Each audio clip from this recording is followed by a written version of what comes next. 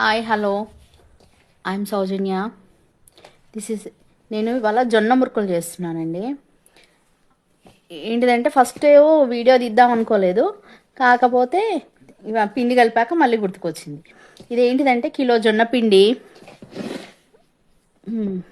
జొన్న పిండికి పావు కిలో బియ్యం పిండి, ఒక 100 గ్రామ్స్ పుట్నాల పప్పు పొడి వేసి అందులో జీలకర్ర, ఓమ, నువ్వులు వేసి కొంచెం వేడి నూనె పోసి బాగా ఇట్లా కలుపుకోవాలి. కలుపుకున్నాక ఇందులో వేడి నీళ్ళు పోసి కలపాలి. పిండిని కలిపి మన మురుకుల గొట్టల్లో ఒత్తుకోవడమే.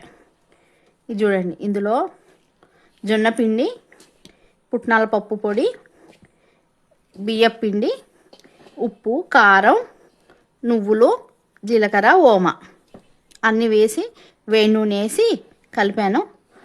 ఇప్పుడేమో వేడి నీళ్ళు పోసి కలుపుతున్నాను.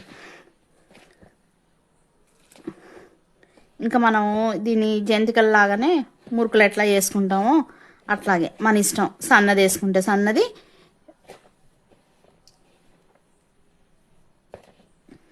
లేదంటే దొడ్డుకు లావుగా వేసుకుంటే లావుగా వేడి నీళ్ళు నూనెలో వేసి కాల్చుకోవడమే. ఇవి జొన్న మురుకులు. ఓకేనా ఫ్రెండ్స్, బాయ్.